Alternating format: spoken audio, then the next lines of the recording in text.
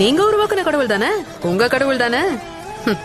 இத செஞ்சா பாவம், அதை செஞ்சா பாவம், இந்த பாவத்துக்கு அந்த பரிகாரம், அந்த பாவத்துக்கு இந்த தண்டனைன்னு எதுக்கு எடுத்தாலும் பயம் பயம் பயம்னு பயத்தை வச்சுதானே உங்க கடவுள் ஓட்டிட்டு இருக்காரு.